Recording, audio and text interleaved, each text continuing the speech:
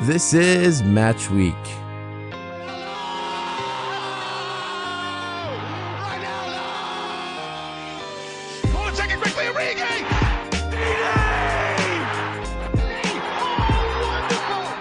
You are joined by myself, Ardi Emini. We discuss everything soccer from the highs and the lows in the sporting week to the news that is relevant to you.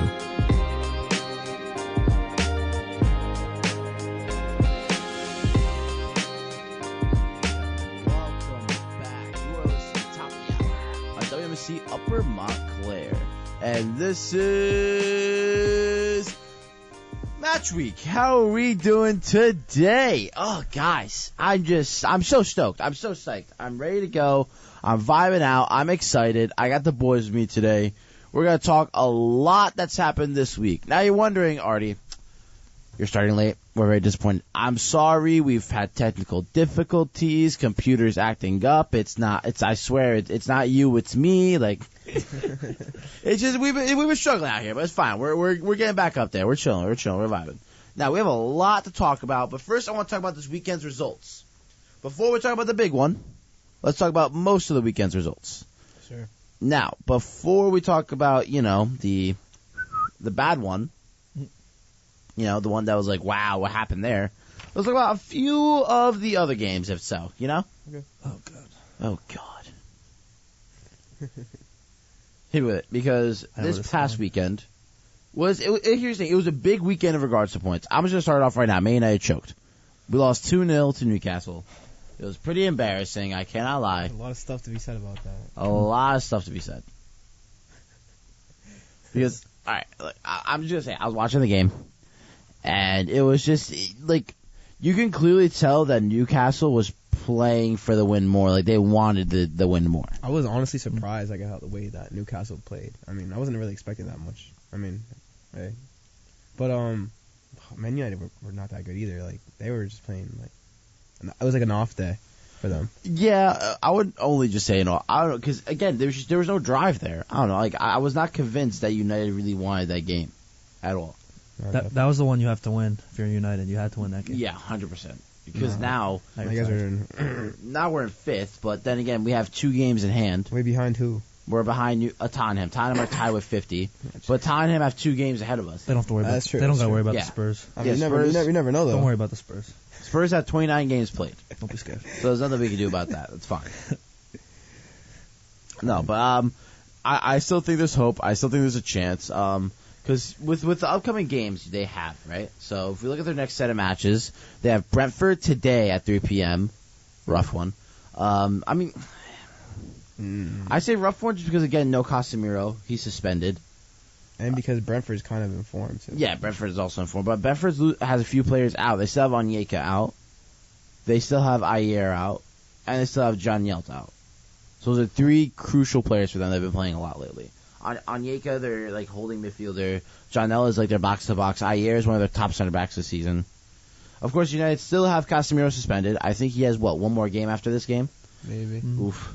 And then Garnacho's still out injured. Eriksson is finally back in training, but he's still out. Of course, Donny van de Beek's still out. And our backup goalie, is still out. So Yeah.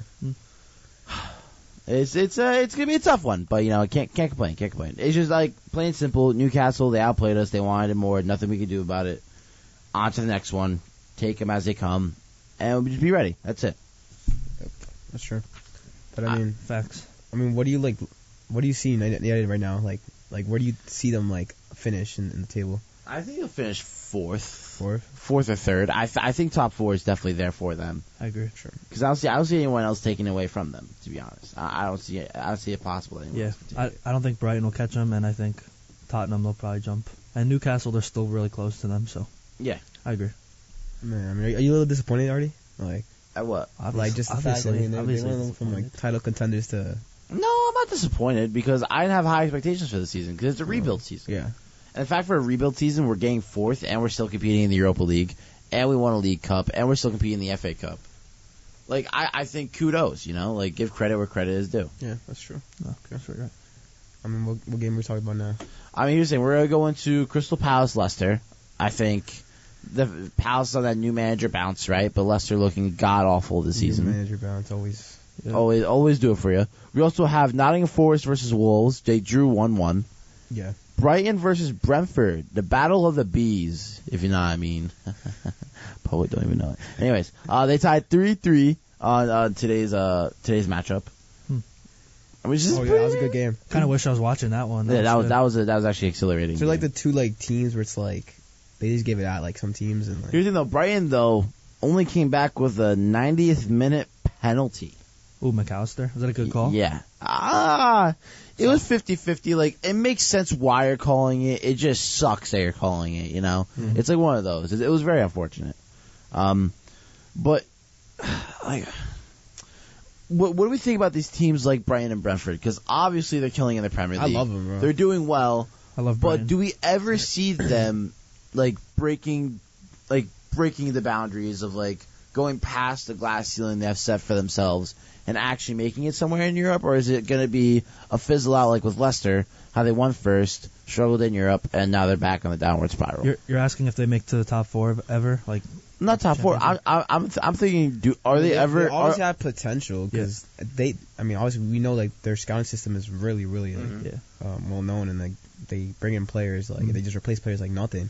But I think they have the potential to reach like a top 4 team. You know what I mean? Like they have, if more investment goes into those teams, and they definitely have the potential to reach that level. But I mean, it depends as well because if they sell their most important players and they keep selling, they like become like a selling club and they don't keep their most key players, and it's gonna become like it's gonna keep happening. It's gonna be a circle. It just happens. They bring in players, they sell them, and I don't know. I feel like it's gonna be like a Dortmund type of thing. Mm-hmm. But like, what's the expectation for them though? Because even though like we're comparing them to a Dortmund, right?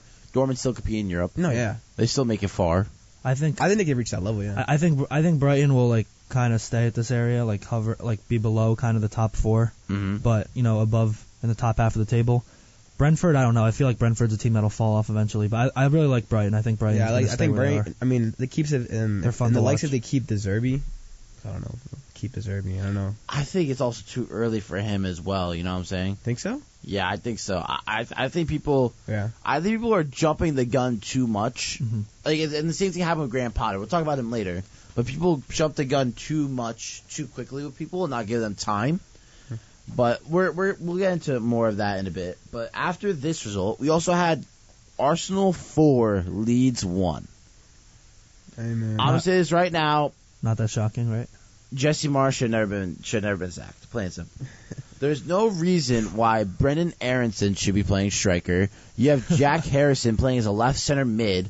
Christensen playing as a midfielder. Granted, he bagged a goal. Granted, he still bagged a goal. Yeah. But look, I understand. He also injured. Tyler Adams has a hamstring injury. Stuart Dallas is back in a few days, but he's come back from a broken leg. Weston McKennie on the bench. Why? Wilbur injured. Forshaw injured. I agree with you. Weston McKennie, Greenwood on the bench. Yabi on the bench. They had to sub on Ruber. Cooper was on the bench. Rodrigo was on the bench. It's I understand what they're building for, and I know that this is a team that has potential. Yeah. But realistically, this upcoming transfer window, they have to invest less in their midfield like how they've been lately, and more in the defense. Like, they need actual fullbacks. They need center backs. Main reasons why they literally can't compete. Like, their attack is fine. I mean, No. Look, here's the thing. Their wingers are good. Their midfield's Their midfield's good. Their fullbacks, we can't complain. Christensen's putting a shift. Luke Ayling, even though for his age, is doing well. Firpo is sort of at a resurgence. He's okay. Yeah. You have no striker helping you out. Rodrigo was saving you at the beginning of the season. Yeah. Now you have nothing. He got injured. Patrick Bamford is just a championship striker. I'm sorry. He's nothing more than that. He isn't. That's true. And then now you're forcing Brendan Aronson to play at striker, and that's not going to help you out either. Yeah. I think we see a common theme this year in the Prem they signed of, like, Rudder. managers that shouldn't leave. Yeah, but he's not good enough. I didn't think he was good enough either. I don't know why they signed him. He's like more like a. It was probably a desperate buy. People were comparing him to Firmino. He's a young kid. He's only like 20, 21. Rudder is 20 years 20, old. wow. He's from France. But 30 mil. I mean. Yeah. That's kind of a waste. But that's sort of like what the market is now. You don't get like those $500K $1 million transfers unless it's someone you pull out of like the Chilean league in like the 5th tier. Hey, I mean, you know, Martinelli was like what, 10 mil? Yeah, I know, but that's what I'm saying though. Still, you're not paying less than 10 mil anymore for anybody, whether they're just like a risk. You know what I'm saying? True. No more days of FIFA 13 where you get a guy for like 2 mil. Or even there's no more the days of free agents where you pick up like a random like Indian guy for your MLS team, and it turns out he's like 78 rated, better than everyone else. No, yeah, and he would just You're dunk the just whole vibing league. and you're just dominating the league, bro. Yeah. Like, but that's what I'm saying. It's like it's not as easy as it once was, you know. Definitely. And genuinely, the only problem I see with Leeds is their striker and their 2 center backs. Because Meslier, yes, he's struggling a bit, not going to be like at his best right now. But you have Somerville, you have Sinisterra, Aronson can play wide, Harrison, you have Nyoto, Greenwood makes his appearances out there once in a while. You have so many forward options that there's sort of no excuse to like not have a solid striking option, nor to have a decent backups as well. Yeah, the talent's pretty much there. Just obviously the coaching issue now is a big problem. I mean, Javi Garcia is not a bad manager either. Like I've respected him as other clubs he's been at. I just thought Marsh was like, probably should have stayed put and just continue with that roster. Marsh was the guy. Good. No one was criticizing him at the beginning of the season when Rodrigo was scoring hat tricks nearly every game. Yeah, and he got injured. It's not really his fault. Like Leeds were struck by injury. Was Jurgen Klopp sacked when all of Liverpool was struck with injury? No. Nope. It's like I don't think that he was fairly treated. Definitely wasn't. I agree. He just wasn't whatsoever. Probably. Yeah, that's honestly. It's like pushing the Americans know nothing propaganda. Well, look at the match week. We're American over here. No, I'm upside of that. Sorry, no, I don't like that. Anyways, but yeah, it was a brilliant display from Arsenal. Back 4 of Rob Holding. Yeah, he was playing. Solid. Really, really solid. Because there's no Saliba, no Tomiyasu, no Elneny, and no Nketiah. All 4 of them out. And then we see sort of like a different, lineup than usual. No Bukayo Saka starting, so giving him a rest. We see a Trossard getting assist. Gabriel Jesus coming back in style with a brace. Martinelli with an assist. Granit Xhaka, Ekuchezi, the Albanian himself, with a goal. Don't get me wrong, I don't like Arsenal, but I love the fact that Albanians are scoring goals. Like Trossard was like one of the best signings this season. Oh yeah, 110%. I will not disagree with that. They got him what for 27 million? Yeah. We gave him credit for that signing when he went, right? We liked that signing. It was great. It was perfect. No, we talked about how it made sense how Perfect you signed a fit. Trossard, Jorginho, and a Wilbur. Yeah. A defensive backup, a midfield backup, and an attacking backup. Like that made total sense. And also Gabriel Jesus is so back. Oh, he's so back. He's so good. Beast. I can't wait. Like, do we see just Arsenal like they're fine, or I don't know? Look, Arsenal's winning the league. You can't tell me otherwise. I think so. Looks like it. No, there's no shot. There's no shot that City catch up. Because if we look at the table right now, Arsenal has 72, City have 64. Yeah. And Arsenal only have a game in hand. So let's say City have 67. That's still a 5-point difference. Now, meanwhile, the goal difference is honestly not that big of a difference. City have 45 in one less game, and Arsenal have 43 with like 29 games. Mm-hmm. So it's still impressive on both ends. Yeah. Remember that one point in the Prem where it was like City, we all thought City might catch them. It was really close, and then Arsenal pulled away again. Yeah, because I think that happens anytime a big team drops the ball on a few results. But it felt like they were going to be Arsenal and I choke think it. it's a little bit too close to call. Nah, I don't think so. I think it's done. I'm wrong. I think Arsenal's going to win the league, but you never know.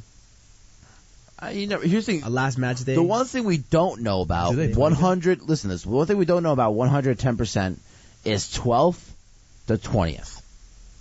Because from 12th to 20th, there's only 7 points separating. Not even. There's 6 points separating. Yeah.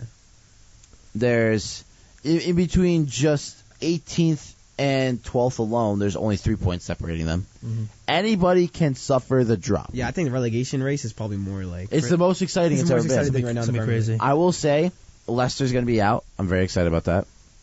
Think? Yes, they deserve it. No, I think they deserve it. They trusted Brendan Rodgers for too long. They haven't been properly investing in the club.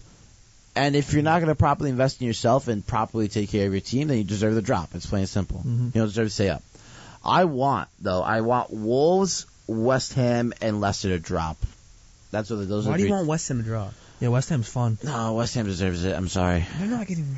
Nah, because I want Scamacca it also it makes Declan Rice cheaper. So I don't. What about Michael Antonio, Paqueta? Yeah, Paqueta is probably going to leave. Skamaka, come on. Skamaka's probably going to leave. I'm telling you, all these players, as soon as they drop, are going to leave. Yeah, those guys we just named, they're not championship level players. No, they'll dominate the championship. Are you kidding me? Yeah, Exactly. They'll break the goal record. West Ham will literally like, nah, I can't. Like, West Ham's like, to me, it's like, I just want Southampton to stay up just because I loved their winter transfer window. I really did. No, I don't care about them. they signed too many young prospects. They can go.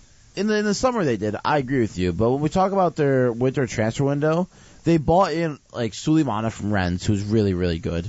They took a punt on Onyawachu from Genk. I know that's tough. Orsic, I think, as well. Carlos Alcaraz, I really like that signing from Racing Club. I thought that was really cool. Mislav Orsic finally getting a signing outside of Dynamo Zagreb.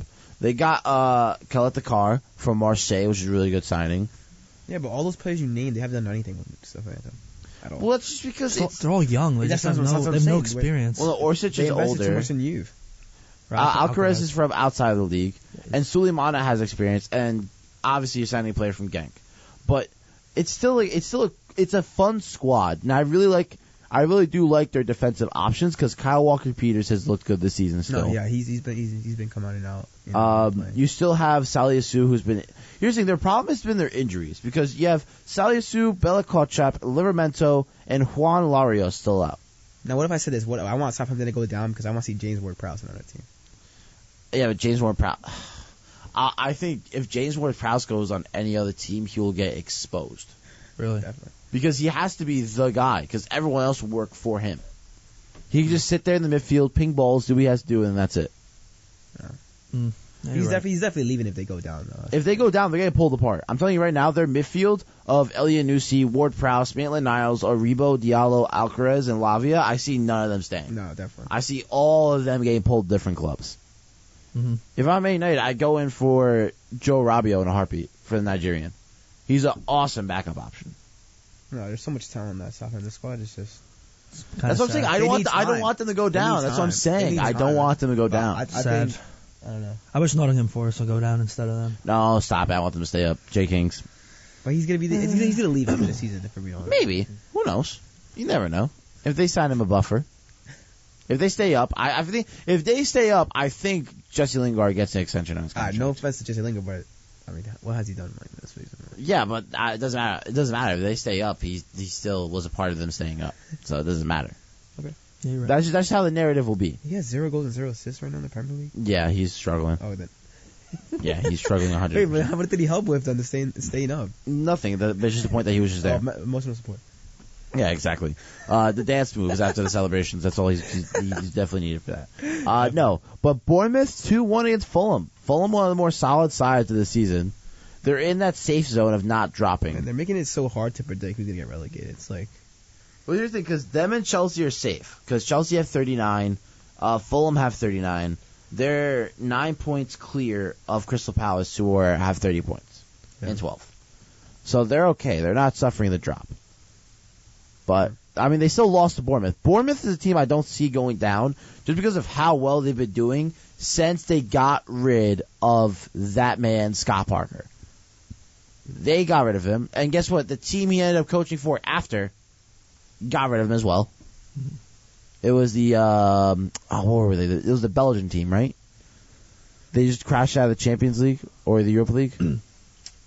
Scott Parker was managing them. He got sacked. Is it Club Rouge? Yeah, Club Rouge. yeah. He got sacked from them as well, thank God. Yeah, he was doing really bad with that. I don't know why anyone thinks Scott Parker's a good signing. Can someone please tell me why? Like, I don't get it. He's not good. Not good. But we do see Tavernier and Solanke scoring a goal. Now, look, Solanke, right? He's 25 years old, young guy. He has 4 goals, 4 assists in 24 matches. Will he ever be good enough for the Premier League? I don't know. Doesn't look like it. Because obviously in the Championship he does well. Maybe if you bring him to Leeds, you never know. Nah. Oh, you mean start the strike? Because look, in the Championship he did well, right? Last season he had 29 goals, 7 assists in 46 matches, though. I feel like it's in him, though. I feel like... Well, he's got that dog in him or something? Is that what Yeah, you're he got that dog in him somewhere. No, Dominic Solanke is a maybe for me. He's out there. He is out there. But no. So 2-1 Fulham, 2-0 to Chelsea from Aston Villa. Love to see it. Watkins and John McGinn on the score sheet. John McGinn, you gotta love it. So what? They sacked Graham Potter. This is Graham Potter's last game. Graham Potter's been sacked. We're not gonna talk about more about it. We're gonna talk about it in a bit. But my God, what was his last game lineup here? Reece James at right center back, Cucurella at left center back, Koulibaly in the middle, Chilwell and Loftus-Cheek playing out wide, Kovacic and Fernandez in the midfield, and a front line of Felix, Havertz, and Mudryk. Bro, that has to win on any certain day against Villa. I know. That's what I'm He saying. had Conte, Madueke, Gallagher, Pulisic, Badiashile, Chalobah, Mount, and Chukwuemeka on the bench. It's crazy. It's a whole But obviously he has Fofana, Silva, Sterling, Aubameyang, Mendy, Azpilicueta, and Broya injured. I don't know. I don't know. But still, there's no reason why Badiashile should not be starting. I'm sorry. I would have started He's also not in their Champions League lineup. He's probably one of their best signings this season. Really good center back. That's why Potter's gone. And he's not in the Champions putting League the right guys lineup. on the field. I know it's hard, but Madueke also came back from a stellar performance with England too. Yeah. Badiashile and Madueke deserve to be on the field at all times. But he's not registered for Champions League, which is a big problem for Chelsea. So he can't play a single Champions League. He cannot play a single Champions League game he's not registered for at all. Insane. I don't know. And Loftus-Cheek starting is like, why, man? Why is he in the starting 11? Why is he still at Chelsea? That too. That's it. Mount. I don't care that Mount's form is cold. He should be over Loftus-Cheek. We just think Reece James should be playing up as a right wing back, and you should have Badiashile in the lineup. That's the other thing about Potter. He's playing guys out of position. He's moving stuff around every game. It's just you can't. It's too much. Well, he also has just too many options. Yeah, way too many options. That's true. And the options he wants to get injured. It's like there's nothing for him to do. We're going to talk about more of Graham Potter in a second, but we do have to acknowledge, obviously, Aston Villa putting up a stellar performance. Oh yeah, They played great. Villa too. They have 3 wins in the last 3 games. Yeah, because Unai Emery in, Gerrard out, has made the biggest difference for this club. Yeah, and Ollie Watkins has just been. Debu played class. Man, bro, Debu was insane that game. I think he's one of the most informed players right now in the league. Here's the thing, I'm surprised they're still doing this well with having a Coutinho and a Matty Cash injured. I mean, more so Matty Cash, because Matty Cash has been probably one of the most eccentric fullbacks we can say in this past, few years. But signing Moreno from, Real Betis? Yeah. Is it a loan or was it a permanent signing? I can't remember. I think it was permanent. It's permanent, right? Yeah. So signing him for Real Betis was honestly a phenomenal idea, because now they don't have to keep relying on Luca Digne, who's just not at his peak anymore. Then Docker, they subbed on. Leon Bailey subbed on. Callum Chambers. They're doing well. And Diego Carlos is finally back from fitness. He's there, but he's not being played. I mean, with Mings and Konsa? Konsa more than Mings. I think Mings is a liability. I don't think Mings is as good as everyone makes him out to be at all. But yeah, I like this Aston Villa side. It's really. I do have to say though, Ashley Young, the Man United man himself, come on. Yeah. Come on. Didn't you say he has to be out? Yeah, I did say that. I don't know. Maybe not. Maybe not. Maybe he's not washed yet. Who knows? Oh, whoa. Calm down there, Jamal. You gotta relax a little bit. What was that? He's not that washed. Relax. He's like, 38 and still balling, bro? I know. I said he's not washed yet. DJ Ashley Young? No, but we also have West Ham pulling a 1-0 victory against Southampton. We also have Everton pulling a 1-1 draw against Tottenham. And then for Tuesday's results, we had Bournemouth losing 2-0 to Brighton, Leeds winning 2-1 against Nottingham Forest, Aston Villa beating Leicester 2-1, and then now, we're not going to talk about that last one for Tuesday, because we're going to finally get back to the 7:30 a.m. result. 4-1. Man City beats Arsenal. Man City beats Liverpool. Yeah. Sorry. Arsenal were just on my mind for some reason. 4-1. Liverpool lost to them. Now, the lineup. A bit concerning, and here's why. So for Liverpool, they had Robertson, Van Dijk, Konate, Alexander-Arnold. The midfield. Henderson, Fabinho, Elliott. The front three was Salah, Gakpo, and Jota. With obviously Alisson in goal. Yeah. I mean, no Diaz, no party, if we're being completely honest. Alright, whatever, man. This team is confused, I think. It's so They're really confusing to bad. me because like they get a good result one day, and the other day they just lose to Bournemouth. And then they want to get a good result, and then they lose to Man City 4-1. But I like how Jurgen Klopp Like, makes bro. a joke about how do I still have a job here? Like, why are you making a joke about that? Maybe he even knows he doesn't deserve the job anymore. No, I don't think that's the case. I don't think that's the case at all. I don't know because What was he doing then? Just trying to be funny? Because look, here's the thing. So for injuries, you have Ramsey injured, you have Diaz injured, Keita injured, Williams, Basecic, who's a newer youth academy promotion, and who's been killing in the midfield, but he's injured as well, and Thiago has been injured. I think I think Liverpool's problem is 100% the midfield. I don't think the midfield's up to par. I don't think that they've replaced for Sadio Mane well at all. Gakpo's not up to speed. No. Jota's just back from injury. Luis Diaz, I don't think he's on the same caliber as a Sadio Mane yet. And Steven, you can't tell me otherwise. Yeah. Well, hey man, he's been in the club for like what? Yeah, but Sadio Mane is not. He's No, like it's he's Sadio a, Mane. Sadio Mane is different. You're not going to replace Sadio Mane. He's a near impossible the next replacement. transfer window. He's a near impossible replacement. It's going to take two players to replace him, and that's why Exactly. you think that a Gakpo would help out too. But I think the biggest problem is midfield, without a doubt. I think Henderson just can't do it anymore. No. Fabinho's just getting too his legs can't keep up anymore. Harvey Elliott, he's not a midfielder in my opinion. He's an attacking winger. Yeah. Like he's not a midfielder. He don't think can't handle the he's a midfield midfielder game. Overhyped. They need like a class midfielder. Like I think Enzo Fernandez would have helped him so much. That would have been a good sign. Enzo Fernandez is helping Chelsea a lot, even though their results are Really? different. I don't think Enzo's the guy for Liverpool. Really? Why? Over like Fabinho or Jordan. No. Henderson? I just don't think that he fits Liverpool well, and I think it wouldn't be a good career move for him. Why? I mean, career move for him, yeah. I mean, that's that what I'm makes saying. sense. But you don't think he would fit Liverpool well? I don't think he fits the Klopp system well. Mm. If you looked at how he played at Argentina and how he played at Benfica. What about with Chelsea and Benfica? Yeah, but Benfica, the way I played at Benfica, It's like a it deep- doesn't. Yeah, but it doesn't suit that Klopp system. I will say they do need a midfielder, and we're going to talk about him a little bit later. But I think if there's one player who's going to solve all of Liverpool's problems, is 100% Jude Bellingham. Oh yeah. I think Hey, bro, he that's solves any midfield's problems. no. right now, I don't think he solves any. I don't think he solves the City problem.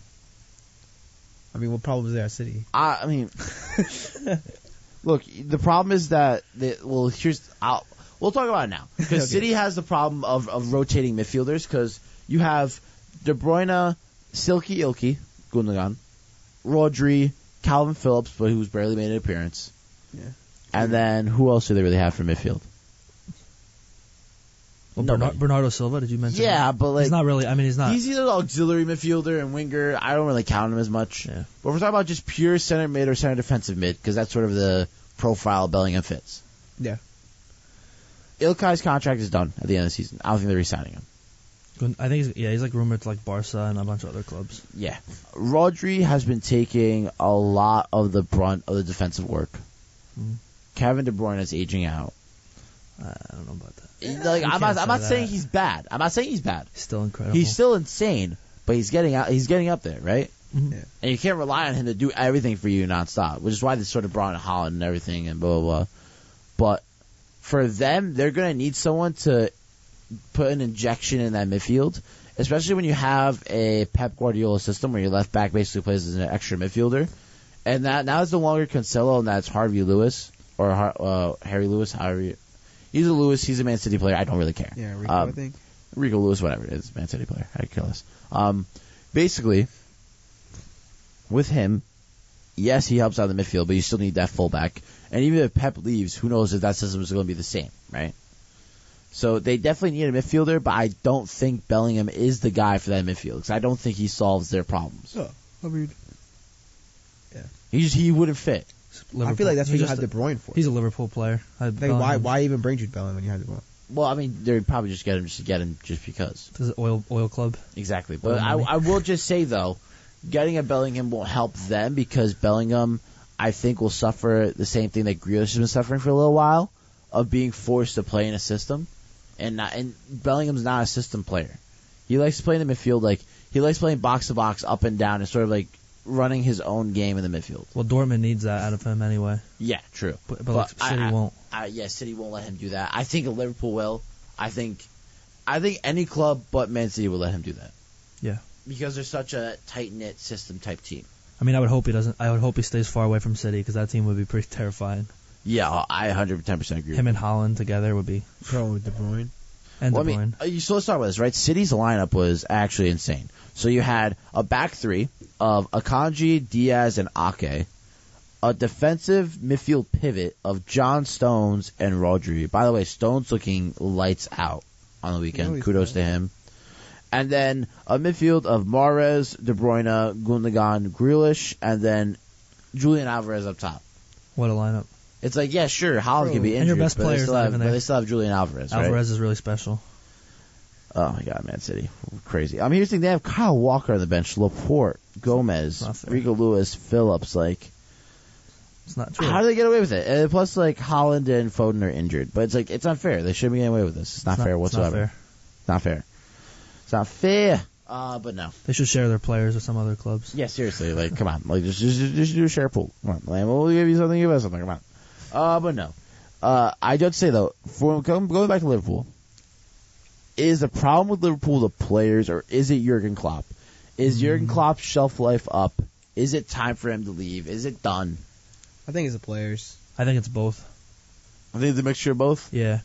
I think maybe that's it. I think the players, it's a mixture of guys that are way too old for the club anymore, like Henderson, and then guys like that are young. Gakpo just got in, but even your good players like Van Dijk and Trent, they don't look the same Those to me. are not good players. I mean, right now they're not. They don't look the same as they once did, but you know, Klopp is an amazing manager, but at some point it's time to move on. Trent do this season and just get literally demolished on that hand side. I do have to say that the way to fix Liverpool, I think, is to finally admit the fact that Trent is not really a right back and let him play in the midfield.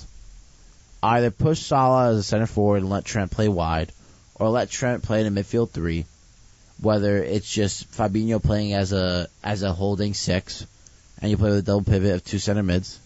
Definitely. He can't defend. I mean, he can't at all. Literally can't defend. But he can pass on a dime. Yeah. No, yeah. 100%. And here's the thing, I think midfield, like Liverpool is struggling because this is the worst their midfield's ever been.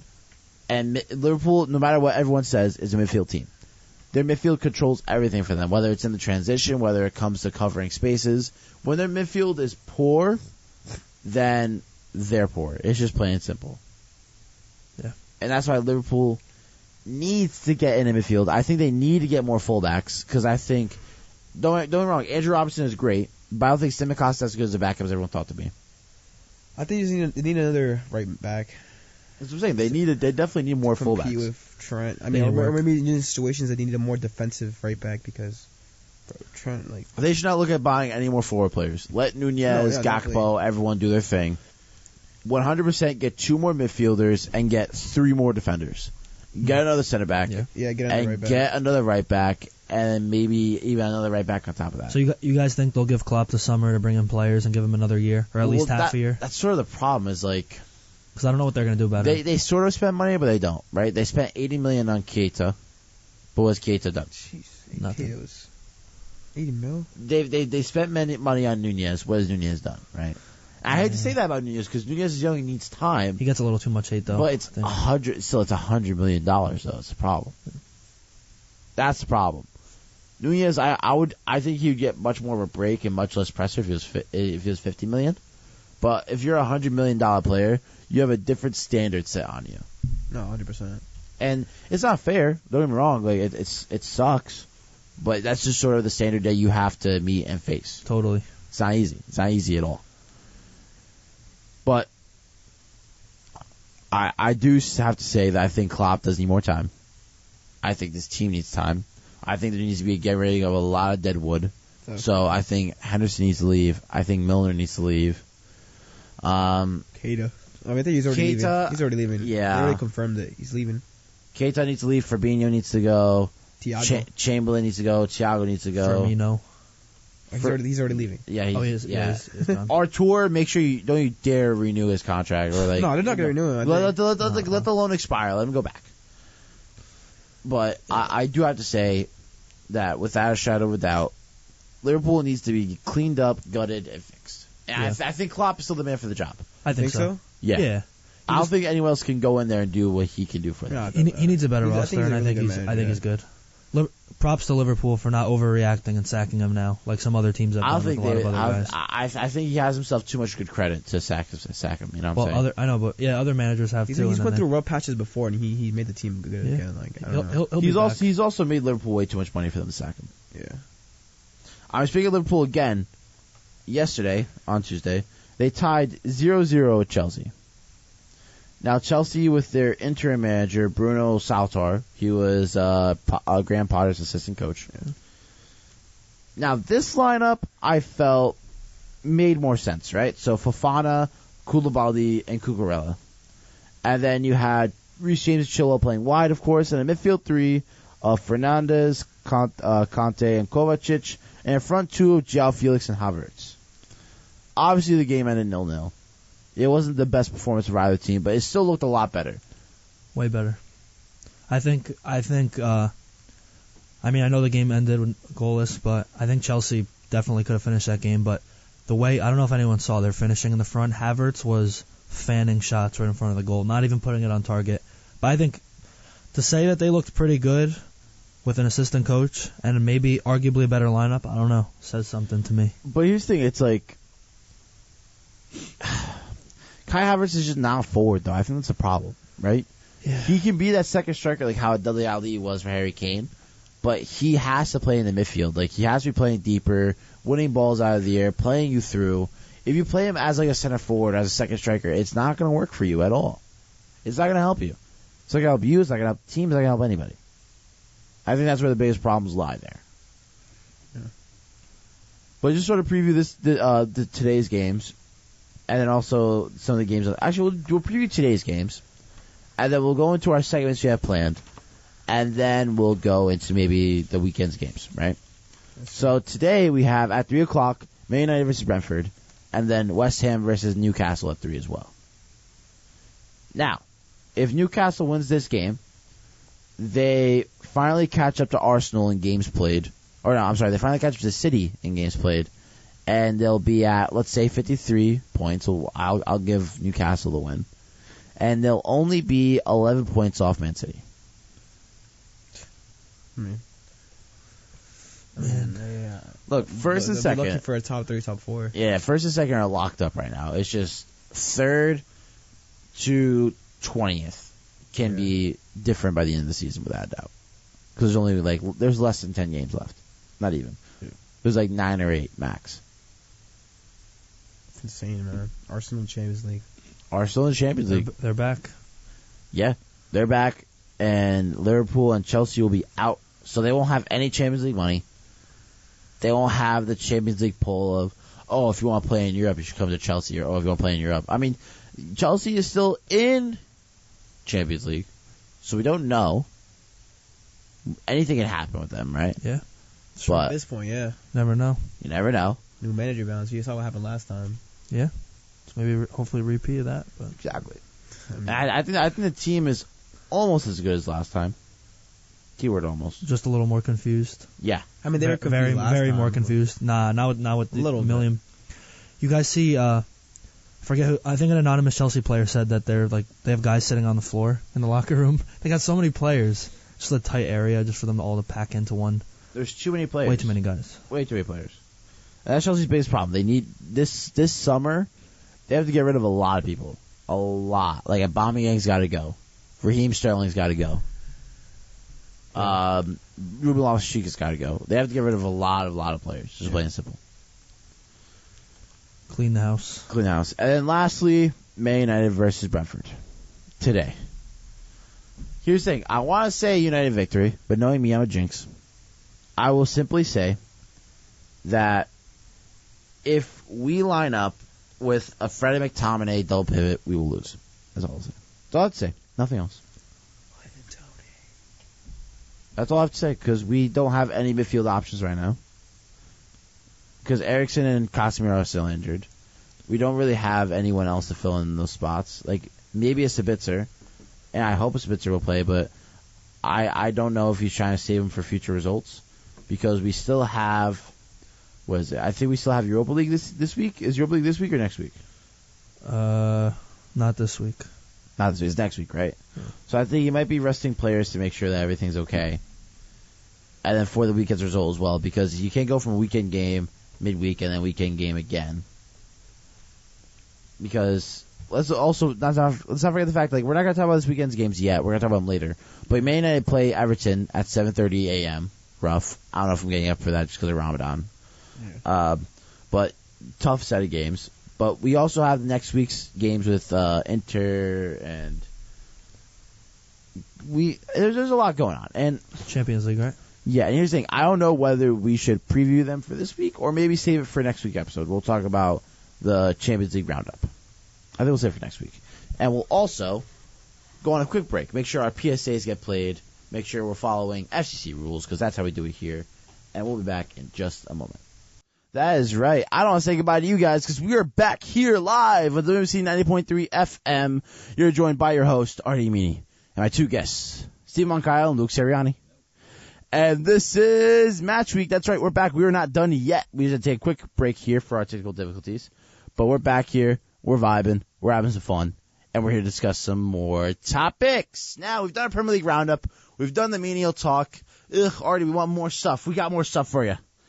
We got some news to break down for you. Now, managers have been coming and going, guys. They're out. They've been leaving. They've been leaving us. They've been leaving this whole entire institution here. Now, let's talk them down. Let's break it down. Brendan Rodgers is out. Thank God. There's not one person who I think they deserve a job more than Brendan Rodgers. Yeah, he's a joke. You know, nothing to say there, really. Look, I think the level he is meant for is simply a Celtic. Like, he's a Scottish championship manager. Like, he did well with them for a reason. Yeah. He can manage a couple games in Europe, win you a couple titles, at best. Like, that's his level. He's not a Premier League manager. He's plain and simple. Unless anyone can tell me otherwise. Nope, you're right. I mean, he had a little couple, like, in the beginning. I mean, he had, like, a good run. That's when they were good. Like, you know, Leicester were actually competing top 4 and everything. Yeah. Time to go to a different league. I remember that little short stint, but that's pretty much about that. Like, that after that, they just went downhill, and I never saw them go back to the top. Yep. Yeah, I mean, here's the thing. With Leicester, they recruited well, and the recruitment just dropped off. And then it came down to the fact of just keeping in Brendan Rodgers and letting the club culture just drop and deteriorate, and then just trusting him and not really doing what's right for the club. Yeah. I think it was really caused a big amount of problems. So. It's like the Southgate equation. Like, Southgate is nowhere near good enough to be managing England, but yeah, he's still the manager for England, right? It's like, come on, you have a golden goose on your hand. Take care of it. Take advantage of it. Next, Antonio Conte is gone from Tottenham Hotspur. Now, there's a whole cycle, a whole roundabout going around here, right? Because now there's another manager who's been sacked recently from Bayern and such. But first, we're talking about Conte, right? Conte is out. Do you think it was the right thing to get rid of Conte? Yeah. 100%. Everything fell apart. Time to go. It was just like a mutual and kind of like, you know, Conte was like, all right, you know, I'm going to come out, talk about what needs to be fixed. And yeah. You guys just let me go, man. Yeah, after that, you can't. He was done, bro. Right. He was tired. The locker room will never get him. He'll never get the locker room back. He'll never get the locker room back after that. I'm with you. You also won't get the board back either. You need to buy players and transfers and such. GG, and he wants all the control, all the money he wants. He's a really selfish manager. No, he's a good manager, but he's tough to deal with. He likes to have he's sort of a control freak, right? He likes to control what he can. Yep. Like, as a few people here say, control the controllables. He likes to control what goes in, what goes out of a club. He likes to control how the team is going. And as a manager, you can't disagree with him on that, right? Because how are you supposed to manage a club and make it be the best it can be if you don't have control over those deciding factors, right? Yeah. So, Antonio Conte, out. Tottenham Hotspur. Was this a huge mistake for them? Because this is their third serial winner of manager they've gotten. And done nothing. I don't think it was a mistake. It's just, I don't know, man. They can't. Was hiring him in the first place even a mistake? I don't think so. He's a manager that knows. He's a qualified manager. He could win trophies, but he won a Premier League. Yeah. Well, I'm not saying he wasn't good enough. I'm saying just, was he just never going to work for Spurs? Because nothing works for Spurs. He wasn't the first person on Spurs' radar. Let's be real. They wanted someone else. Well, actually, they wanted him, but they didn't want to agree to his demands. They got someone else. They sacked him, And then they realized they needed another option. They needed somebody, and then they're like, "Oh, we'll bend our knee. We'll do what you want us to do." I mean, they sacked Mourinho, so they sacked Mourinho, and then they sacked Nuno as well. exactly. So it's like The history of it's Tottenham. more hot Tottenham type of thing than the manager. It's not. Yeah, they They don't. They just can't win. It doesn't even matter who's in charge for them. I don't think. What are they even playing for? To be honest, top Bring four back every year. Pochettino. That's all I gotta say. Yeah. Well, here's the thing. So there's a manager merry-go-round we have going on here. So we also have Julian Nagelsmann sacked, which, in my opinion, there's two sides of the story. He's the coach, and it made no sense with the results he was getting. What he was doing with the club. They were still in Europe. I think he only lost like 3 games this season. They're up there in the Bundesliga. What? They're second or they're first? They keep like jumping up and down. Yeah, They're second now, right? they're first now because they. Because Tuchel smoked Dortmund. Yeah, and that's also another. And thing they we were talk still about. in the DFO Pokal. Pokal, exactly. So he wasn't. This is like the one weird scenario where he was doing great as manager, but then there's the other side of where trust was lost in the manager because stuff was starting to get leaked in the media, right? Mm-hmm. And people started to put 2 and 2 together, like, oh, he's dating a journalist. Like, how can we trust him, right? And a week after him being fired by Bayern, his girlfriend breaks up with him as well. Coincidence? I think not. But it's sort of like how can players trust you? Like, how can we trust you to tell you something, and how when you're in bed at night you won't tell the reporter what we told you, right?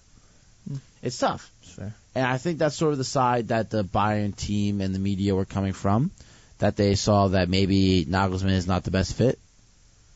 But then who's the option for where, right? Because now you have Nagelsmann out, and then now you also, hold on one second, you have Graham Potter sacked as well. I didn't write him down in the list. But Graham Potter's been sacked as well, right? So you have 3 managers out looking for clubs. One's already been replaced by Thomas Tuchel. You have the option of Nagelsmann, Potter, and Antonio Conte. And Luis Enrique. Luis Enrique now up in the mix for 2 of those clubs, for Tottenham and Chelsea. Mm-hmm.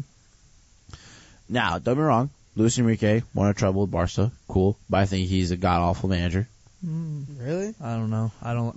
Look at him with the Spain national team. Don't get me started. Don't get me started. But they lost to, they lost to Japan. They got knocked out. Here's the thing, I will say, terrible. people disrespect Pep Guardiola for saying he was carried by that Barcelona team. Like, I get it. He had a golden. So? I get it. He had a golden era generation, but that's still something on him where he still had to manage those players and do well. Mm-hmm. Luis Enrique literally inherited a team that was just on autopilot with a front 3 of Suarez, Messi, and Neymar. Like, Yeah. I'm sorry, you're not getting any credit for the success that club has gotten during that time. You're not getting any of the credit. I understand that. I understand the argument, but he's still a good man. I don't think he's good enough for Chelsea, though. You gotta understand, Chelsea needs somebody who's going to fix all the problems that Todd Bowley has caused. So who would you prefer, Nagelsmann or Luis Enrique?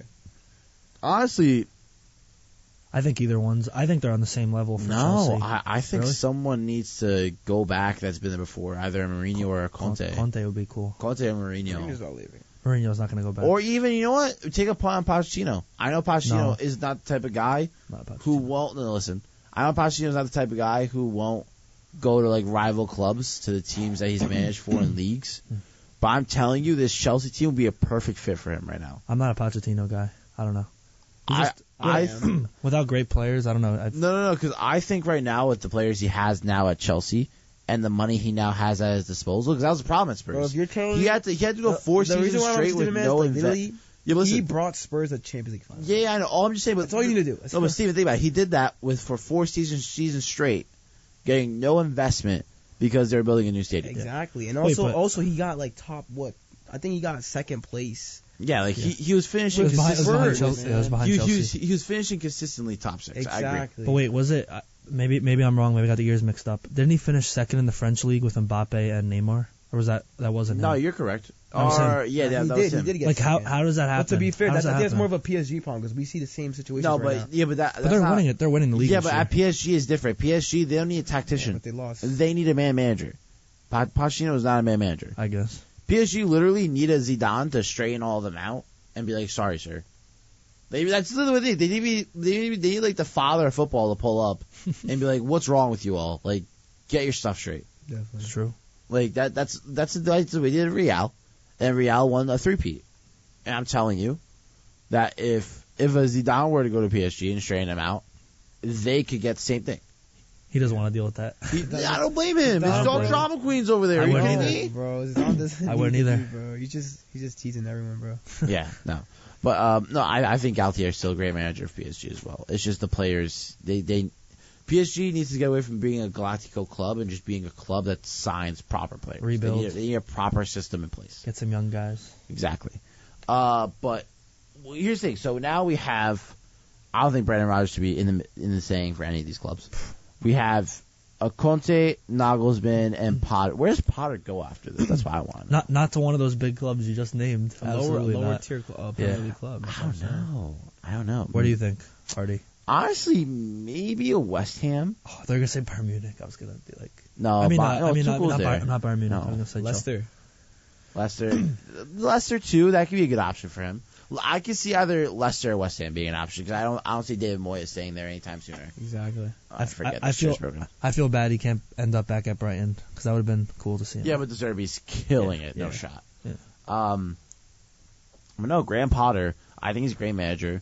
I think he went to Chelsea at the worst time. Definitely. If it was Abramovich era, it would have made more sense.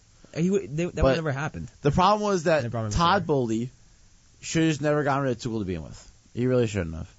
Todd Bowley signed players for Thomas Tuchel. Todd Bowley created like a whole domino effect, bro. And then Graham Potter came in and was given the remnants to Tuchel. And then Todd Bowley in the winter is like, yeah, I'm not listening to any of you guys anymore. I'm just buying just to buy. And he basically just gave him random pieces from different puzzles, and it's like, have fun. And then I think Potter was genuinely just overstimulated with players. He just didn't know what to do. Yeah. If you have a Madueke, a Mudryk, a Mason Mount, He was trying to figure Raheem it out, and they were Sterling. just adding more players. Yeah, it's like you're just adding fire to the flame. Like it's not going to help anybody. If anything, you're going to get too close, and you're going to get burned. Yeah, tough. Hey man, but I still think he's a good manager. Definitely, I'll do good somewhere else. He's solid. What about Julian Nagelsmann? Right? Where does he go? Chelsea. The thing is, for me, if I was to mix and match them, I'll put Pochettino back at Spurs. I'll bring Luis Enrique to Chelsea, and then I don't know where Nagelsmann will go. I think Poch at Chelsea, Nagelsmann at Spurs, and then Luis Enrique can just sit on the sidelines. I don't care. Like, Really? he You doesn't- take Luis Enrique out? He's not good. Chelsea. He's the Spanish Brendan Rodgers, bro. He's not good. I think Enrique is with Chelsea this morning. It's between him and Nagelsmann It's for that. between him or Nagelsmann, yeah. 100%. Yeah, but Nagelsmann's too young. I don't think they're gonna go with a young manager. That's why I again. think so as So it'll well. probably be Enrique. Yeah. But didn't Enrique lead Spain to the semifinals of the Euros? Or was that? Yeah. Yeah, it's He's a good manager. I don't know. I think he's a good manager. He gets so much hate. I don't know. no, he wasn't. No, well, it wasn't even semis. It was quarters. No, No, Japan knocked him out. Oh no, we're talking about Euros. Oh, Euros. Oh, Yeah, who cares about the Euros, bro? That was a long time ago, but yeah. Come on, Yeah, bro. what? Yeah, come on. Unless you make to the finals, Forza unless Azzurri. you make to the finals of the Euros does not matter. Well, to be fair, they were in the PK shootout against Italy, and that was going to send them to the Exactly, finals. bro. But you know, And they Donnarumma just turned to God mode and just saved them. Yeah, from but where's penalty. Donnarumma been? Hey, that was since a good Spanish side. Still, he's a champion of Europe though. That's all then? right. Where's he been since then, though? I don't know. He's been pretty good. You know about champions of Europe, but you guys, Lord. where were you in the World Cup? Where was your country though? My country will never make it. Besides the point. It's all right. We're still defending champions of Europe without being in the World Cup. All right, cool. Anyways, no, I think Luis Enrique should just retire, give it up. Like you're not good enough. Plain and simple. He's not.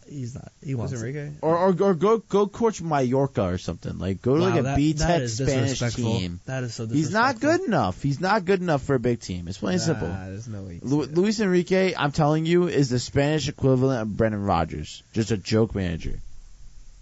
I think if you give him a club team, I think he'll do it. Chelsea. Yeah, give him a U16 club team. Give him like a STA or something. Like what? You think he can actually coach at the top flight anymore? No. He could join the Red Bulls too, Steph. No, don't disrespect Red Bulls too like that. How What, dare you? You said he's a second division coach. Okay, difference? whoa. Don't, first off, Bradley Wright Phillips probably coached your team better than him, so let's calm down a bit. All right. Talking about him. Oh man. We'll ask him at open training. We'll be like, Bradley, do you think you're a better manager than Luis Enrique? That'd be hilarious. That'd be funny. That'd be really funny. But no. Yeah, Luis Enrique, I don't think he's a man for a job. Antonio Conte, I don't know where he goes. I think maybe he goes back to the Italian national team. Maybe. Mancini has the Euros. Yeah, Mancini's been horrendous. No, there's no excuse. He hasn't. Don't defend him. He hasn't been horrendous. Don't defend him. Bro, Don't defend him. He hasn't been. Don't defend him. Have you seen the lineups that he's dealt with? Doesn't matter. He's not horrendous. It doesn't matter. He's not. What? You missed the World Cup. It doesn't matter. Yeah, Two World Cups in a row. Because we had a dysfunctional striker. Who that cannot cares? shoot. No, you're wrong. I'm not wrong. You're wrong. No. England. We played our B team against England. And England played their full squad, and they barely won 2-1 with what I'm supposed to believe is like a $2 billion lineup. It's the best team in the world. Like, and they where have they been since 1930 or whatever it is? I will say Luis Enrique is better than Gareth Southgate. I will give him credit. Yeah. Southgate is just bad. He should just be coaching grassroots U7. Like Steven should be seeing him when he's reffing MCYSA. Yeah, he's like that's where he belongs. Gareth Southgate belongs in grassroots football, plain and simple. Bro, he reached the Euro final. He didn't reach it. The players did. England robbed. England robbed. What was it? Denmark got robbed in the semis. Competed with France. Nah, dude. If he put Rashford at least, I think that's the only decision. But that's the problem. He competed with the likes of France 2-1. Yeah, but that's the problem. They were too scared to bench Kane when Kane was the problem for them the whole entire tournament. I don't think he's that bad of a manager. I think he's bad. I think he's horrendous. Bro, he makes Maguire look good. No. Southgate's awful. Maguire looks good so because... who would you put in that debate for the England manager? For England manager? Low-key, Antonio Conte, low-key. What? That'd be tough. That'd be tough, bro. Think about it. I don't think they're going to make an Italian manager. He would still lose. Why not? He's going to rage mode on everyone, bro. He's good. That's what they need. He would still lose to his own country. If he's Nah.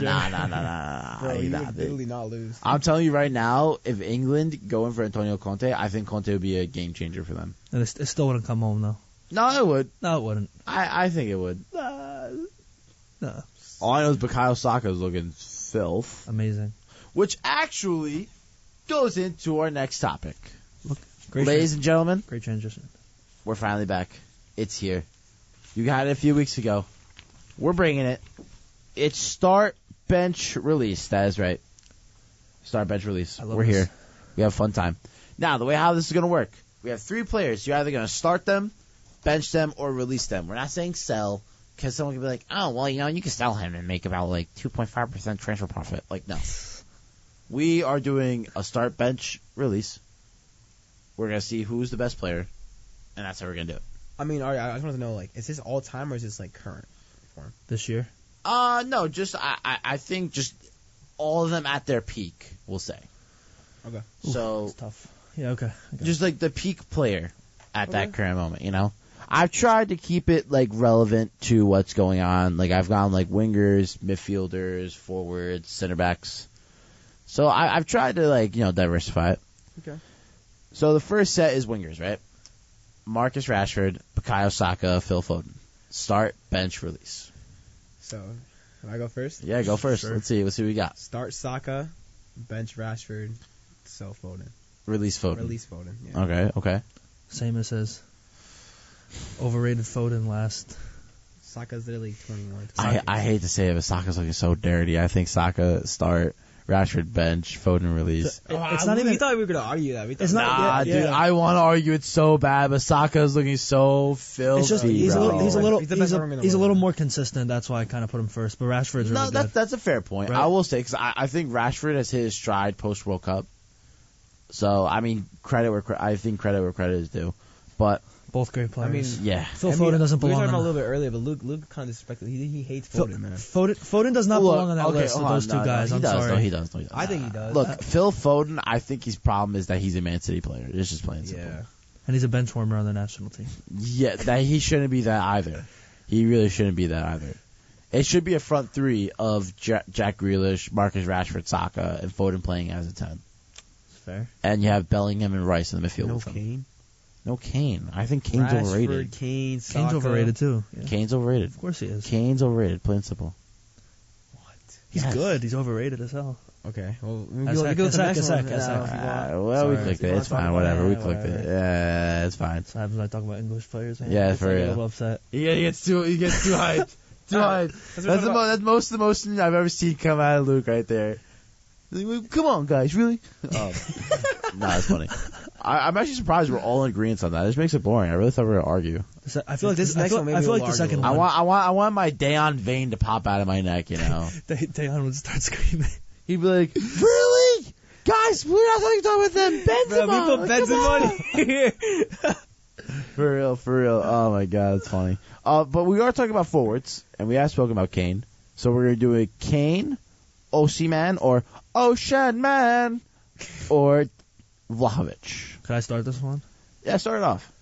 I mean, based off like more recent times, I'm gonna say that exact order it's in. It's boring, but I would start Osimhen. He's on a tear. Yeah. Kane on the bench, and Vlahovic.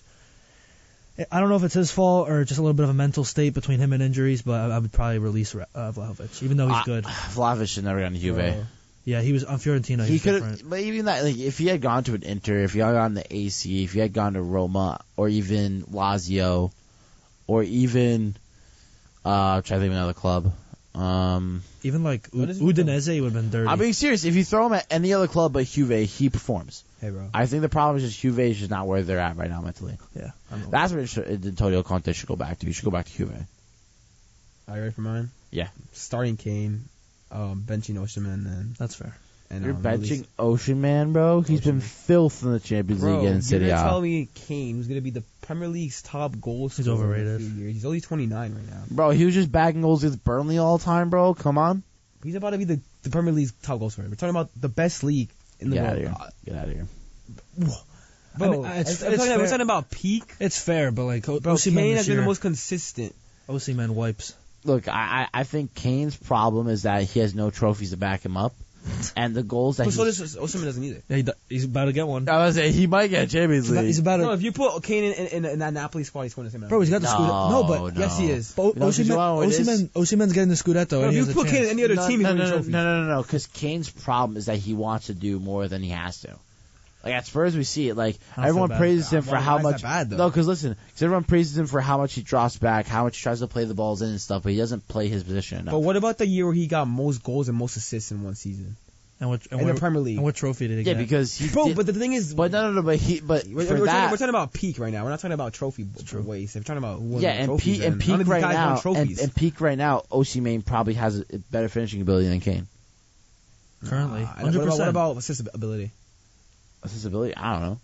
Exactly. I want a complete player. You're losing. It's 2-1. How am I losing, bro? It's 2-1. You're telling me it's the Premier League compared to the Serie A. Okay, obviously you're talking about the and Kane has reached a Champions League final. If you're telling me Osimhen. No, if you're gonna talk about the big picture, obviously Kane goes first. But right now, Kane isn't. Osimhen's easily better right now. Not even close. Right now, I mean, we're talking about peak though. We're talking about all-time peak. Here's the thing. Well, obviously, actually, the only one way to judge this is that if he makes it to a Champions League final for Napoli, right? All I have to say. Not Forza Milan. He's going home. If he scores in the Champions League final, then he'll officially be better than Harry Kane, because Harry Kane did nothing. Exactly. Then I agree with you with that. If he wins the Champions League final, then yeah. Not even wins it. If he just scores it. If he scores, if he scores in the Champions League final, but Harry Kane couldn't. Okay, then fine. Then fine, yeah, I'll say that. But I think also that's the thing. Harry Kane's not a big game player. He chokes at the biggest stage. He choked in the Champions League final, choked in the Euros, choked in the World Cup. His national team chokes in all those. Hey, but he still brings them up there, man. He's also a World Cup Golden Boot winner, so. I'm gonna say this right now. England's better without Harry Kane. That's an Ardi Emini certified hot take. That I do not agree with at all. England is better without Harry Kane. Plain and simple. He's a pen merchant. He needs his penalties, except if he's playing France. Yeah, I was say he missed the second one, so I don't know why you're talking. It doesn't even matter. No. Shot it to Mars. England wouldn't be those places where they are like in the European. False. Bro. False. They're not reaching those. England is better. Those finals. England is better without Harry Kane. Okay. England's better without Harry Kane. They would still be trophyless without him. Let's be real here. With or without him. Now England would win. If they would not win. England would win without Harry Kane. Bro, who's going to be striker then? Who's going to be striker? They're too afraid to bench him, Marcus Rashford? Yes, without He's better on the left. Yeah, but it doesn't matter. If he has to pull a shift, he'll pull a shift. He's that good. Plain and simple. You guys are arguing England winning nothing with Harry Kane, England winning nothing without Harry Kane. I do not care. Either way, there's 0 trophies. They win without Harry Kane. They win without Harry Kane.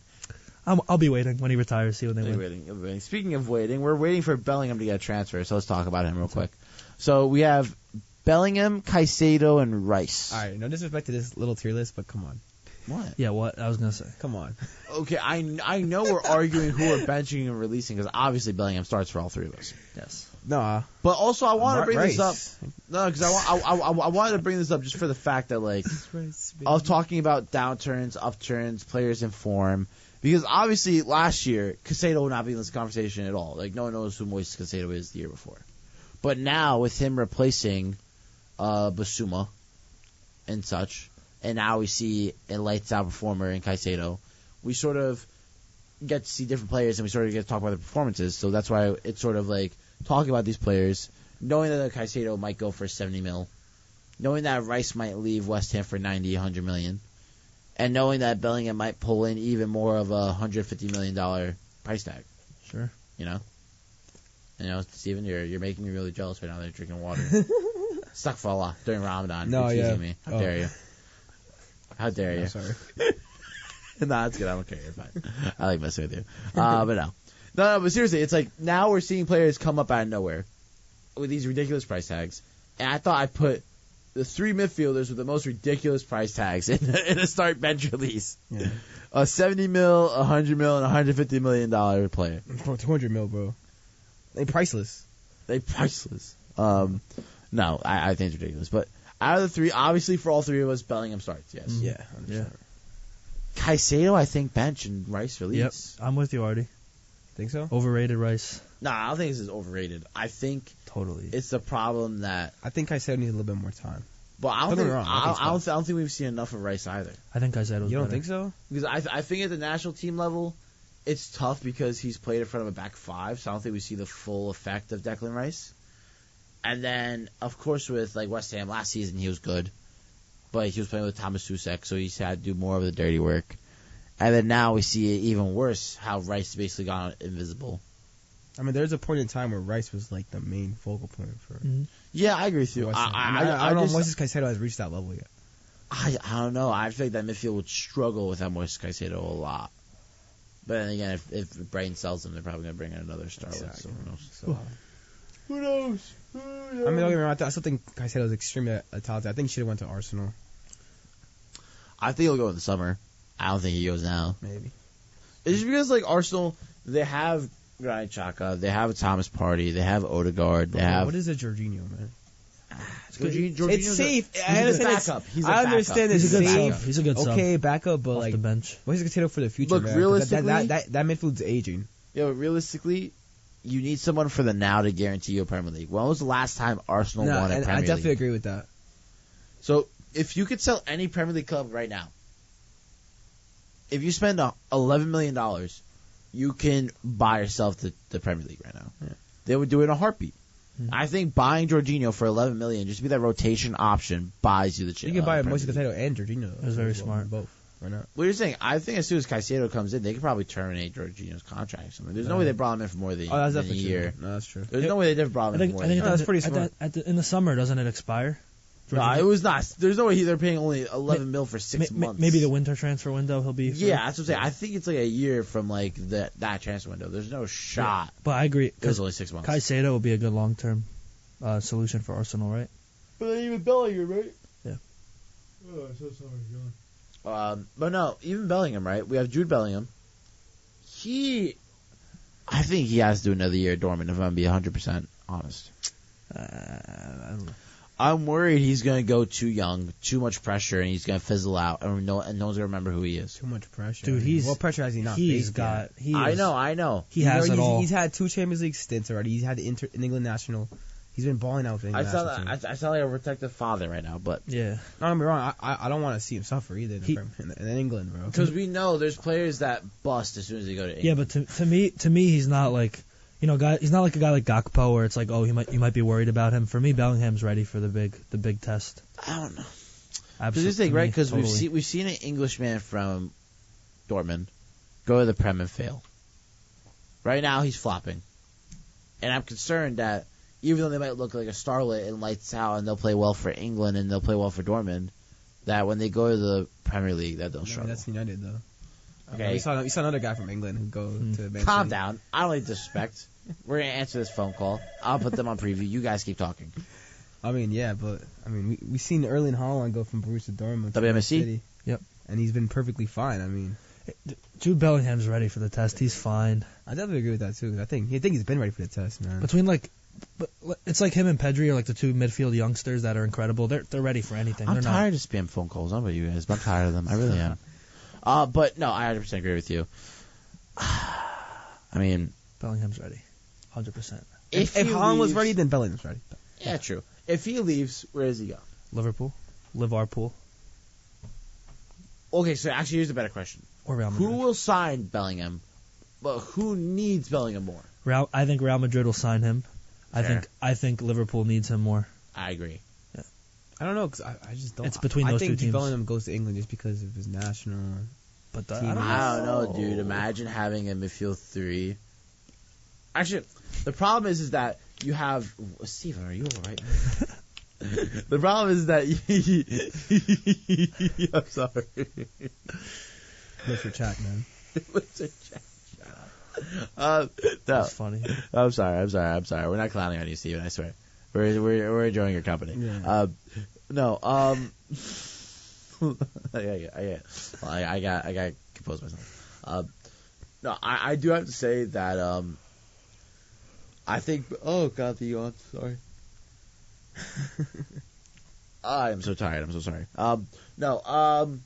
I just say Bellingham. If he goes to Real, the problem is that where does he start? Because you have Valverde, Tchouaméni, and Camavinga. Camavinga has been pretty good. Camavinga has been insane. There's no shot you bench Camavinga right now. For Bellingham, you would. Yeah. Bellingham cannot be on the bench behind Camavinga. I just don't think we have no need to sign Bellingham. Maybe the board just decides unless they you don't keep forcing Valverde to keep playing right wing, but then that's just forcing him to play that position for no reason. Then you got to bench Valverde, Tchouaméni, and Camavinga. Fine, just leave it like as it is. I'm sure you could sign Jude, but we also have. He's definitely an upgrade over one. I think Modric's Modric's gonna play one more year. I don't know. Probably, I think so. Maybe. Yeah, exactly. So he's still got it in him. Exactly. Toni Kroos, is he gone? He's retiring, right? He's gone. End of the year. Is I don't know why, bro. Why? He's 34. What I don't understand. Bro, Modric is 38. Yeah, but not everyone is Luka Modric, bro. What I don't understand is Toni Kroos retired from the national team before the World Cup. Why don't you just play the World Cup if you're going to be done after? The thing is, Toni Kroos still has it in him. I think Toni Kroos knew how bad it was going to be this upcoming World Cup. No, but he's still. No, he would have made that team good. But he's still good enough. He still has the caliber. He's still that caliber of a player where he would have been good. Yeah. I'm not a fan of his. 2018 free kick. I know that, but I'm just saying that Germany's problem was not the midfield. The problem was the attack, and I don't think he could have solved that problem. Toni Kroos. Yeah, but to sit out for the World Cup is still crazy. Toni Kroos ball pings to Leroy Sané and Serge. Hey, he's won one already. He doesn't care. To be honest, that's what I'm he's won a World Cup. So I feel like Toni Kroos doesn't back. even like football that much. He just kind of plays it just to play. Who's that? He's at the end of his career. Not everyone can love football for forever. Yeah, that's true. Unless who knows? Yeah, I might be here. So I think he's when good. I'm 90 at WMSC doing my shows. Imagine. Hello there, sweetheart. Is the door open so I can do my radio show? Just imagine, wild. Next, speaking about covering our backs, we do have our center backs to talk about here. We have Kim Min-jae, Gvardiol, and Yuri and Timber. Start Kim and Jay, bench Gvardiol, sell Timber. Oof, I'm gonna go. I don't know. I'm gonna swap Gvardiol and Kim Min-jae, but those are really close, and sell and release Timber. But they're the first two are really close for me. I don't know. He's gonna pull like a little thing here. He's gonna get rid of Kim Min-jae. Timber start. Timber's not. I think that it will be. I'm going to start Chris Smalling. I'm just joking. No. I'm definitely starting Kim Min-jae. I'm benching Gvardiol, and I'm releasing Timber without a doubt. Yeah, fair. I say Kim Min-jae has been insane. Came from Fenerbahce, right? Yeah. Came from Fenerbahce. went to Napoli and has just been lights out. And then Gvardiol, I feel like he's more of a pace merchant than a good center back. No, am I the one that thinks that? I mean, he got cooked in the semifinal That's what I'm saying. by a 35-year-old. That's what I'm saying. But he's still he's also way more expensive than what is he, like an 80 mil price tag? He's the problem now. Yeah. Because Gvardiol, might be 80 mil, but then Kim and Jay might be 80 mil now too. Yeah, you're right. So I'm not gonna lie, I think I've already had like a little overrated World Cup. I agree with you, but I think he's had an overrated past couple seasons. Yeah. Like this season and last, he's been too hyped up. I think that's a problem. He's way too hyped up, so I'm gonna tone it down a little bit. Well, guys, I really were hoping we'd argue a lot more. I really wanted us to be at our throats. I mean, Steven, I want you to tell me how much you hated me for how wrong my opinions were. Like, I was expecting about Timber, maybe. I was just threw it in there just to like stir the pot. Okay, yeah, why not? Timber starts. No, I'm joking. But that is the end of Start Bench Release. If you want more of that, and if you want more of these topics, you can always, call in maybe if you'd like to. Let us know who you want to start Bench Release or who should we do. Or if you'd like, you can reach out on our socials and be like, hey, can you tell the Match Week guy this? If you want, you can hit up WMC Radio. Or if you want to go to Match Week Official, if you'd like to, and tell me what you want to do. Just, I'm here for you. We're here to vibe out. Have some fun. So you for the Bellingham one, you could have put like Enzo Fernandez or like Pedri or something like that. And that would have started some little pots here. Yeah, but that's like...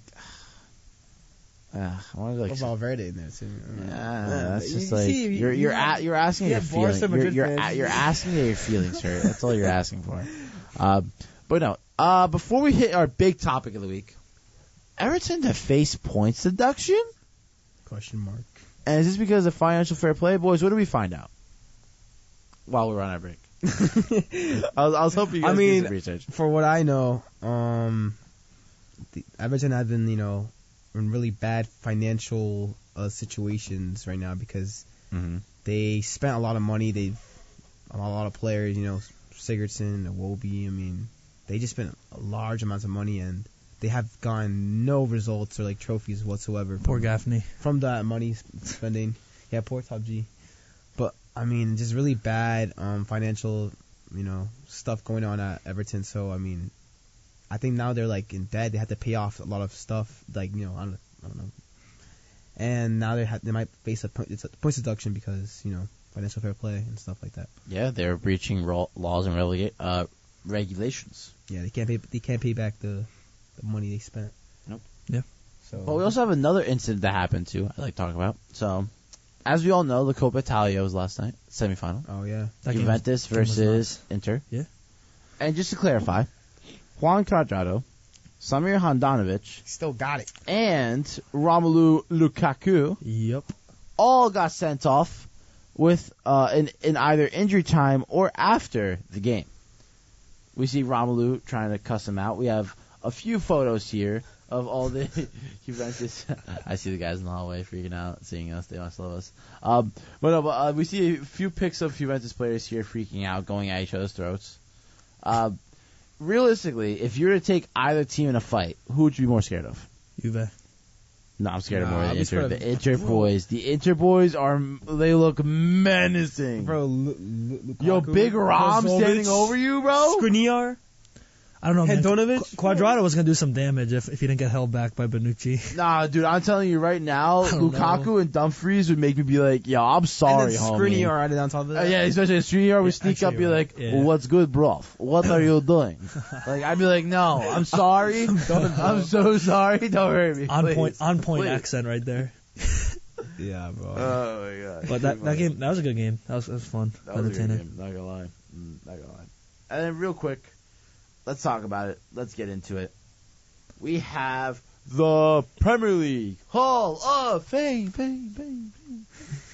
That's right. We have sound effects here. My own voice. Now, we are going to talk about the year's prior inductees, see how it goes. And then we're going to this year's nominees, right?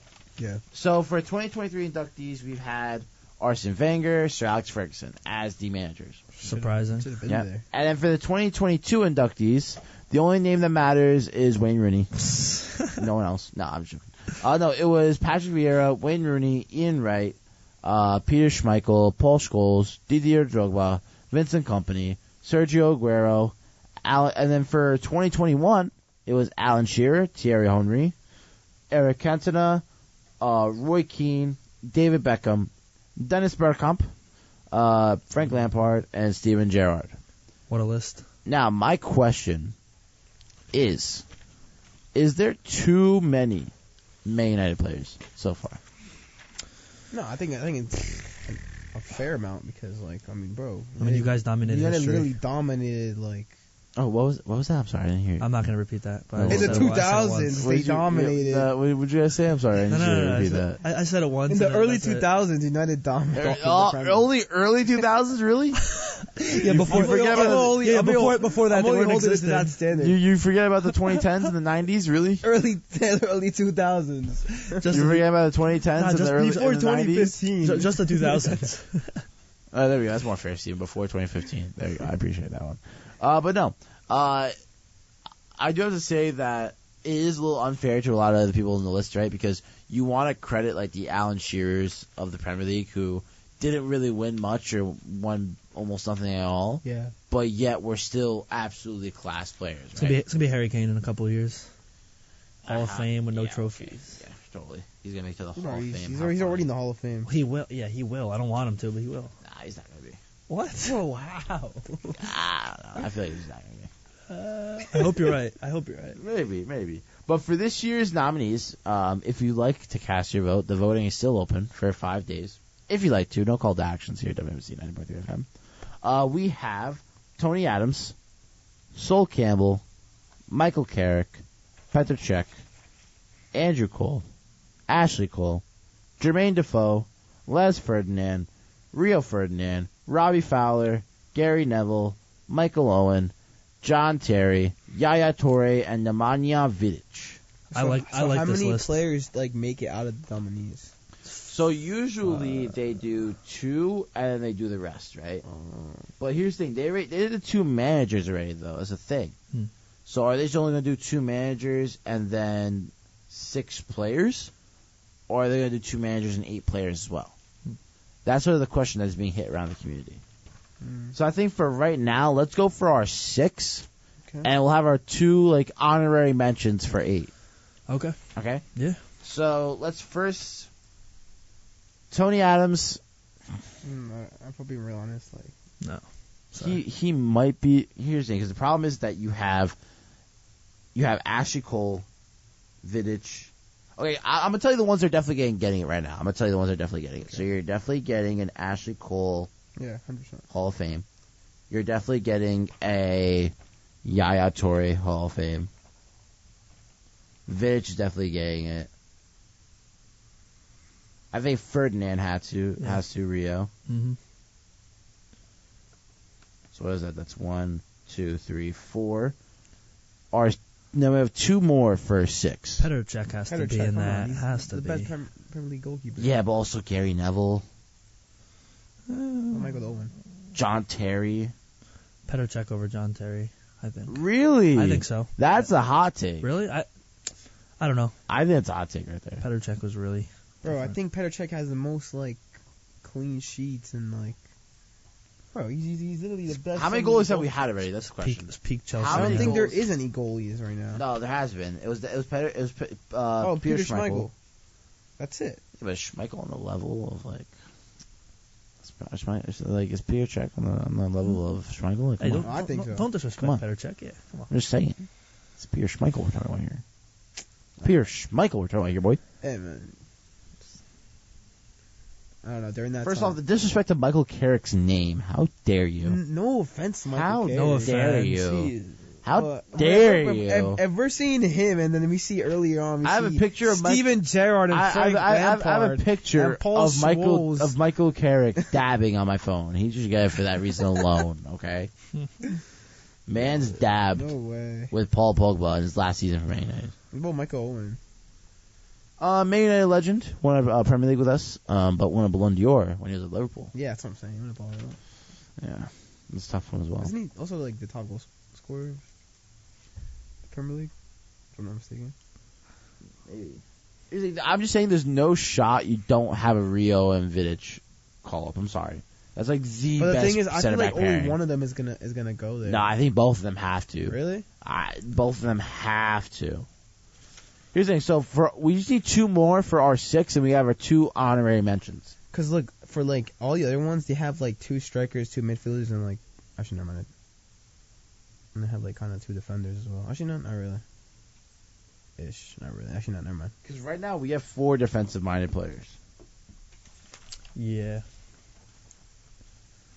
That's a tough one. If Easy. We just go Michael Owen and Andrew Cole. So, boom, solved, done. We're out of here. Bye, guys. That was match week. No. Oh man. Robbie Fowler. I think this should be the year of defenders. I think we should go John Terry and Gary Neville. As for like their honorary ones, or And our honorary, I think, should be Petr Cech and Michael Owen. Petr Cech's got to be in that top 6. Come on. There's no way. Over John Terry? Over Gary Neville? I don't know. my opinion. Yeah, it was also my wow, I'm really stumped here. But hold on a second. But we're all in agreement for Ashley Cole, Rio, Yaya, and Nemanja, right? We're all in agreement with that? Yeah. That's fair. That's like makes sense. Those 4 have to be in. That's our 4 that have to be. Yeah. Oh man. I think that's fair what you said about Neville and John Terry, right? I think it has to be Neville and John Terry. yeah. I'm with you. Because here's the thing, right? There's 2 Chelsea players going in, 1 City, and then 2 Man United. Now here's the thing. I will say though, to Arsenal's credit, you do have an invincible in here in Sol Campbell. Yeah, but I mean, they not losing a single game in the Premier League to win it is pretty impressive. Who contributed to that the most? Yeah, it's cool and all, but like, it's all Henry. Bergkamp. He's still invincible though, besides the point. Yeah, but Just as much as Petit is, just as much as Vieira is, just as much as Dennis Bergkamp is, he's still invincible. I think Rio Ferdinand's gonna make it just because he has some links over there. Mm-hmm. Them sneaky links. Definitely not that. Yes, sneaky links. That's not what I meant. Yeah, it's definitely meant. I'm going with Gary Neville and John Terry. I've decided. We're balancing on this too long.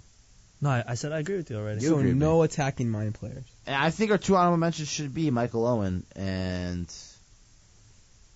They have to. You know what? No, they have to Michael Owen and Les Ferdinand. I think those are shouts. Yeah, we'll go with that. And I'm just gonna put a little H by them as honorable mentions. So they're they're gonna have no attacking minded players inducted. Hey, it's the year of defenders, baby.